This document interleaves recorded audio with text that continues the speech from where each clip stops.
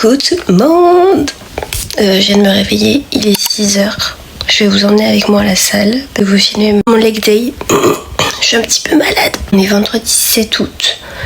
Et aujourd'hui c'est Glute Day. Donc les filles, vous allez être contentes. Avant ça, je vais aller manger un petit truc. Je vais préparer ma crème de riz.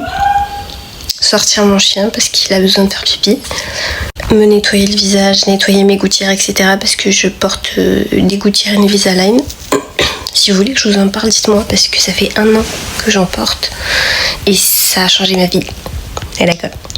Je vous emmène dans ma petite morning routine. Je mange pas beaucoup avant la salle. Mais ma crème de riz, je vais la manger 45 minutes avant ma séance. Je préfère.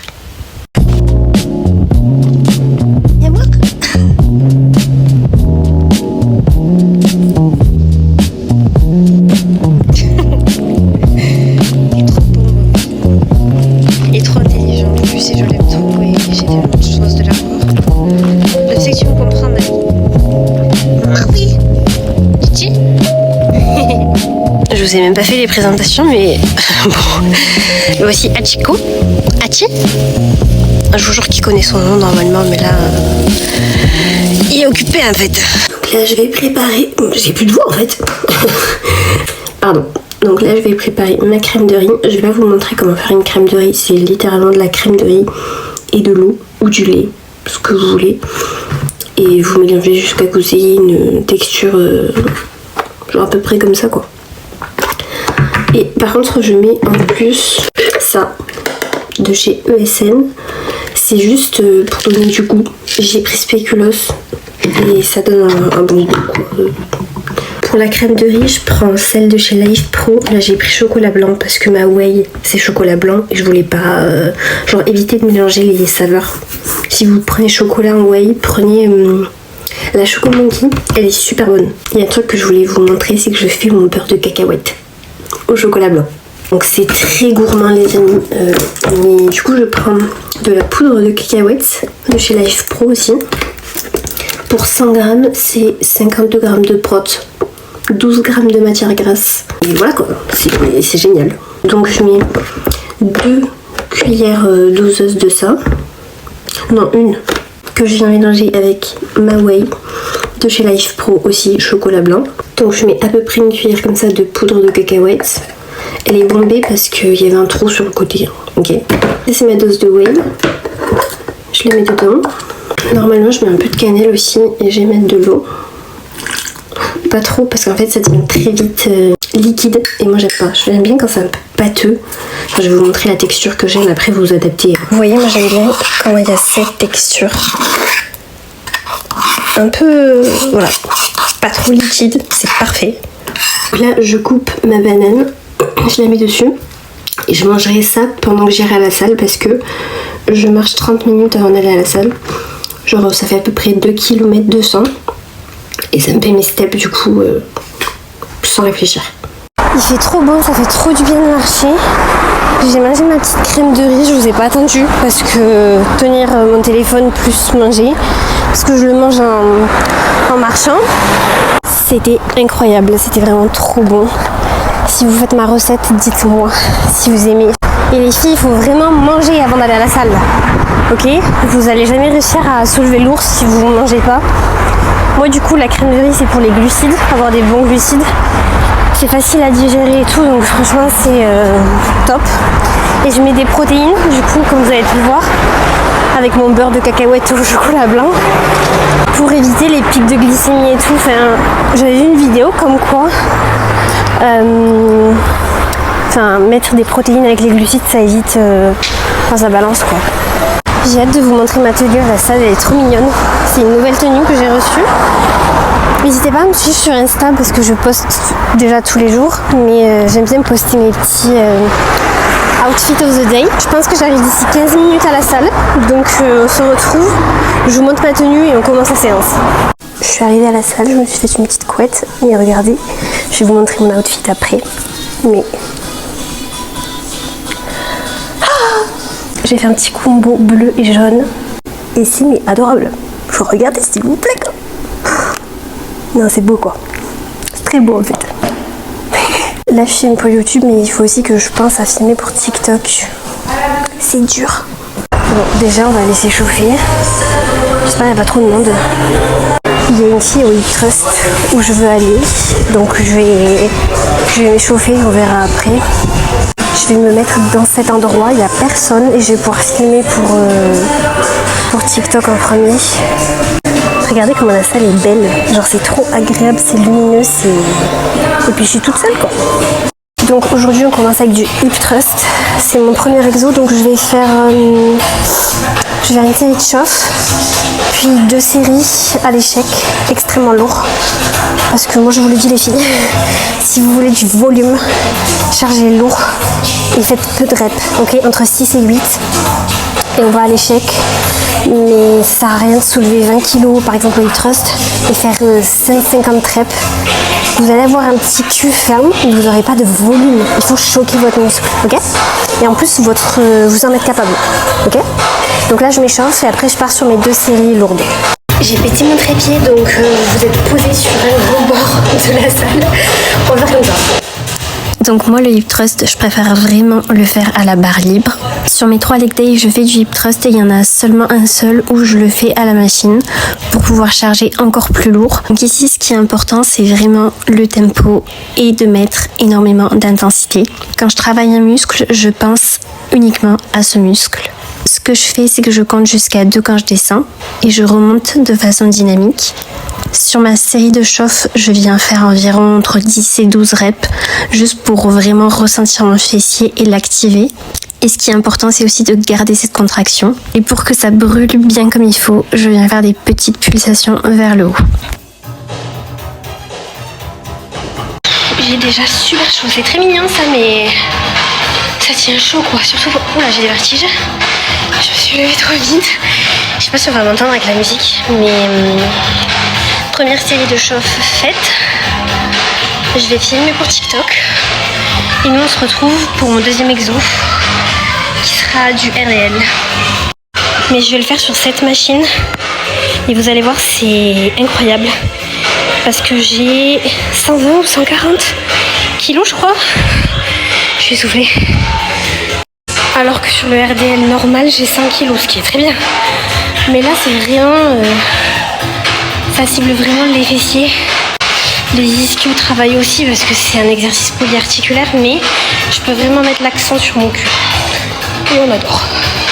Il me reste une série au hip thrust. Il y a 2 laboubous avec moi là dans la pièce. They speak too much. So shut the fuck up, man. Là on les entend pas là. Voilà, là on les entend. Vous les entendez là? Je vois pourquoi les hommes, on devrait vous couvrir un peu plus, je crois. Vraiment. Les laboubous sont sortis. Bref, on passe au RDL. Bon, j'ai chargé pour 110 kg au RDL. Je vais voir comment je me sens parce que vu que je vais avoir mes règles, je préfère voir comment je suis à 110 pour voir si je mets mon max ou si j'avise. Ok ? Je vais filmer pour TikTok. Je vous retrouve après. C'est trop dur d'avoir qu'un téléphone en fait. Vous savez pas comme c'est difficile d'être créatrice de contenu avec un téléphone en fait. C'est le problème de ma vie en fait. Bref, je rigole. Je reviens. J'ai eu 10 reps assez faciles à 110, du coup je vais mettre 120. Je pense pas que j'irai jusqu'à 140. On verra, peut-être que si, mais je pense qu'il faut... Enfin genre je me mets pas la pression. Si j'ai pas les 140 c'est pas grave. Genre je sais que la semaine prochaine j'ai mes règles. Donc j'écoute mon corps et je fais vraiment en fonction de mes cycles. Et au contraire je sais que charger un peu moins lourd, j'aurais fait de mon mieux.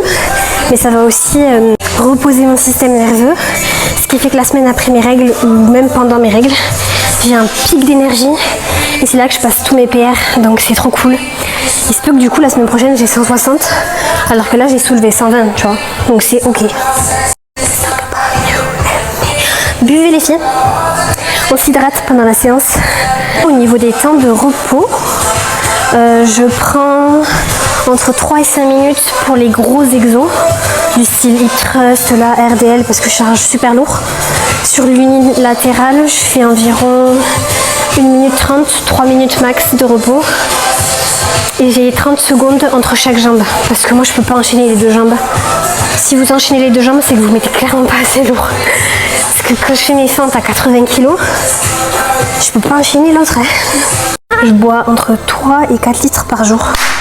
Parce que déjà le matin je me réveille et je bois presque 1 litre, je bois 50 centilitres, bon je bois la moitié. Si vous n'arrivez pas à boire, juste forcez-vous. Moi je bois pas par envie, je bois vraiment par habitude. Genre le matin je sais qu'il faut que j'aille m'hydrater, il faut que je m'hydrate pendant ma séance, avant, après. L'après-midi je bois au moins 3-4 grands verres d'eau. Je bois que de l'eau, moi, faut savoir. Je bois aucune boisson énergisante ou quoi. Vous faites ce que vous voulez, mais moi j'ai jamais aimé les boissons sucrées. Donc je m'en fous. Mais oui, je bois pas, j'attends pas d'avoir soif pour boire. Ça c'est hyper important. Je vais vous reposer sur...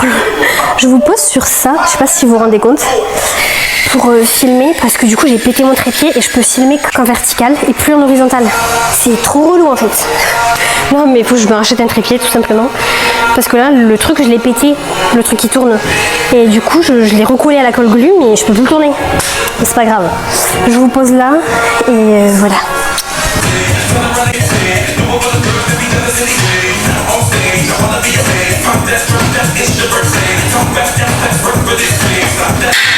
Ce qui est vraiment important sur le RDL, c'est votre dos, votre posture. Faites très attention.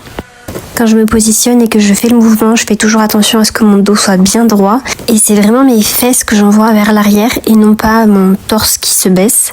Et petit tips, si vous voulez vraiment recruter votre fessier plutôt que vos ischios, fléchissez légèrement les genoux et du coup vous allez avoir plus de tension au niveau des fessiers. Mais par exemple, quand je fais du RDL sur mon leg day focus ischio, je vais pas forcément venir fléchir mes genoux et plutôt garder mes jambes tendues pour garder la tension dans mes ischios, sachant que c'est un exercice polyarticulaire, donc évidemment que les fessiers travaillent également. J'ai fait 8 reps à 120, je pense que j'ai 130. C'était dur là, mais c'était plus dans les mains que c'était dur, parce que hier j'ai fait le dos et les bras. Je suis cuite, on est en fin de semaine, j'ai enchaîné 5 grosses séances, enfin là c'est ma 5e, donc dans tous les cas c'est ma dernière série, donc je vais la faire en dégressif, et je me tape à mettre 140, et au pire j'ai que 6 reps, après je fais 130, 120, et le max à 100. Bon, je verrai. C'est pas souvent que je fais du dégressif, je le fais pas sur tous mes exos, mais sur ce genre d'exos j'aime bien, surtout pour les exos d'étirement. Ah oui, je vous ai pas dit, mais pour mes jambes, j'ai toujours un exercice de contraction, un exercice d'étirement, donc là c'est RDL. De contraction c'était hip thrust, et j'ai toujours un exo unilatéral. J'ai 3 exos principaux. Et après je rajoute un petit 4e d'isolation quoi. Mais il y a toujours un exo de contraction, un d'étirement, un unilatéral pour corriger les petits défauts et tout.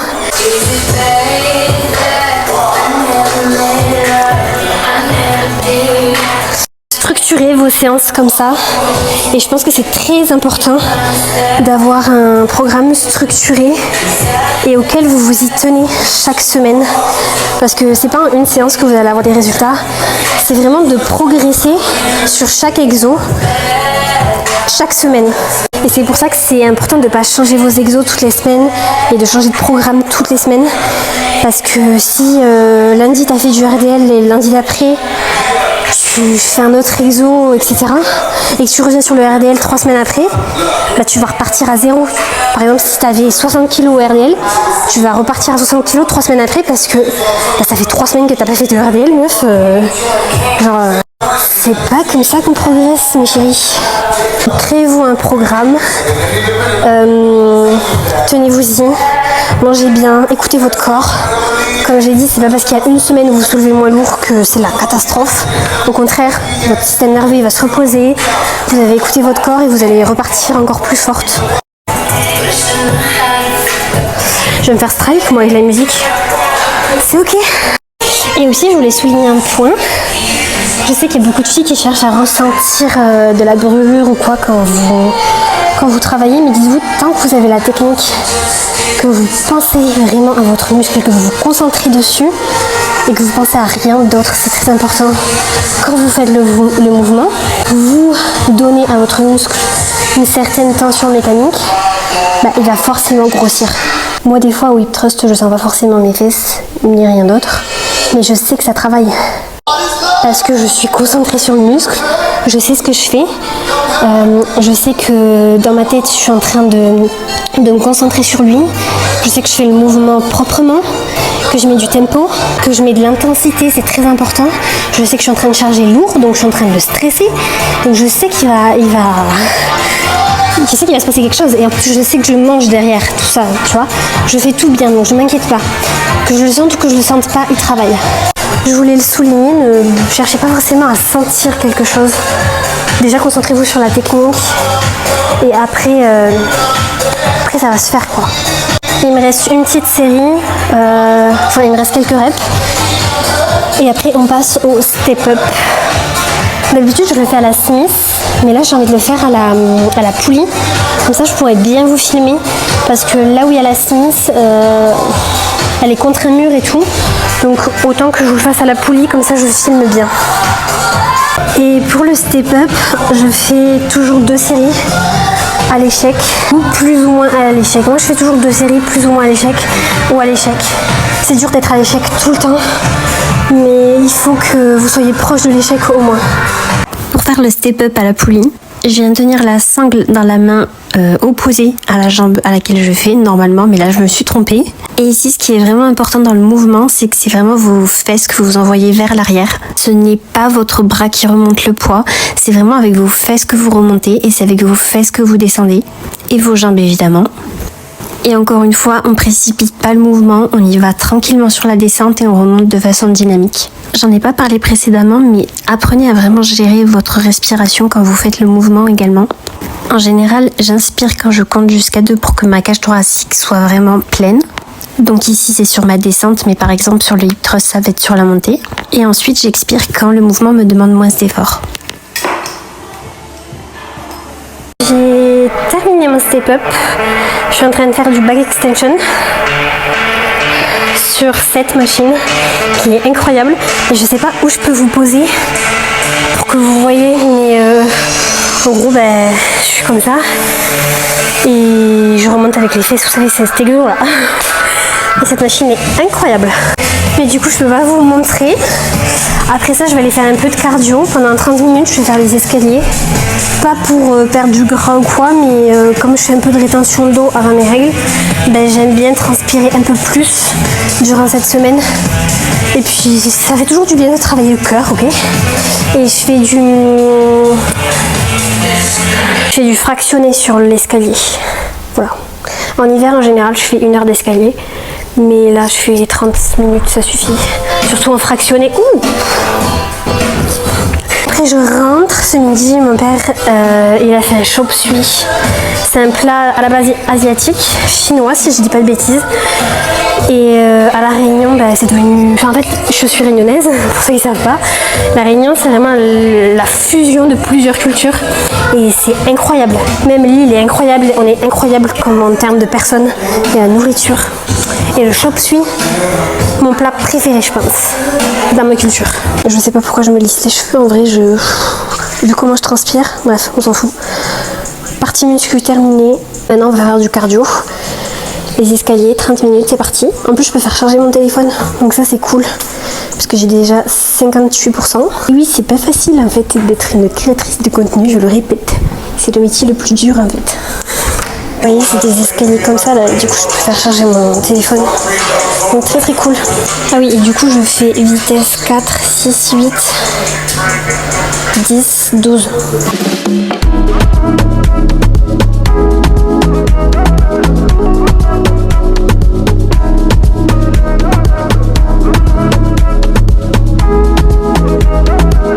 Leg day terminé. J'ai une bonne séance, je suis contente. Je pense que je vais vous emmener plus souvent à la salle avec moi parce que ça m'oblige à vraiment être concentrée sur toutes mes séries. J'avoue que des fois je le suis pas forcément. Mais là du coup, j'étais obligée et c'est grave cool. Et puis même de filmer mon mouvement, ça me permet de voir mes erreurs et tout, donc c'est grave bien. Encore 1 minute de silence pour cet outfit. Je vous fais des bisous Moi je vais rentrer, manger mon petit chop suey et on se dit à la semaine prochaine.